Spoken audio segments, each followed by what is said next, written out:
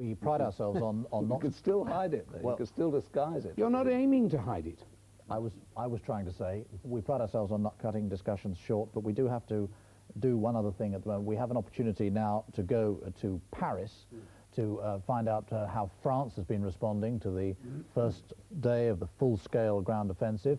Waiting to speak to me there, I hope, is the senior diplomatic correspondent of TF1, the French TV channel, Dominique Bromberger, who interviewed President Mitterrand a few hours ago, I gather. Is that right, Dominique? Yes, it is correct, Nick. Now, what did he tell you? Well, basically, he said that when war is on, it is no time to express differences, and this is something which struck the French public since the beginning of the war. You know, when soldiers fight shoulder to shoulder, we are not going to play in the hands of the ones who seek a division. This is basically the message of Mitterrand for the first part. For the second part, it is that Baghdad is not a target for the coalition. That's the way he sees it. And even if Mr. Baker this evening says that the restoration of peace and stability in the region would be easier without Saddam Hussein, Mitterrand says something which is a little bit different. He says our war aim is not to get rid of Saddam Hussein, but his power will be seriously shaken by his defeat. We heard early on in the day, despite we've been talking here about the lack of news in some ways, but there were some reports that French units were actually pushing hard into Iraq. They were among the first to go in there. Is that right?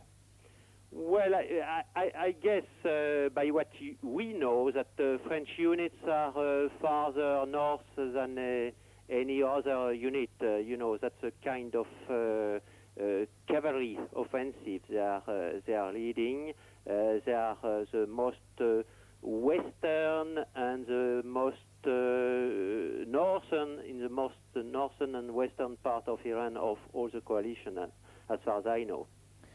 In the beginning of this conflict, it did seem at times to us, perhaps unfairly, that the French were a bit loath, a bit reluctant to become involved in the direct conflict. Presumably the events of the last few hours should dispel any impression like that. Well, you know, we go back to what I was saying at the beginning of our talk. The impression you got was before the hostilities started. What President Mitterrand said this evening is that once war is over, France will certainly not take orders on the way how to organize peace. It will be different. But when it is war, it is no time for this kind of debate inside the Allied camp.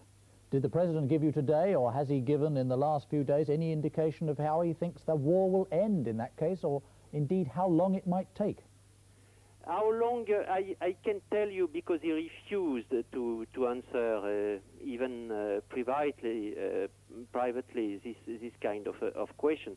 But I asked the question, I put the question to his military advisor, and I asked him, is it a question of days or a question of weeks? And the answer was somewhere in between. I don't know if this is of great help to you.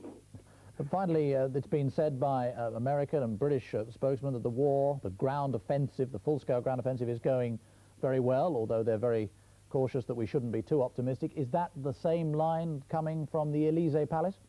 The words of President Mitterrand, if I recall them correctly, are the war is going better than expected. Dominique Bromberger in Paris, thank you very much indeed for joining us. And we'd like you to join us, if you would, after a short break, which we must take now.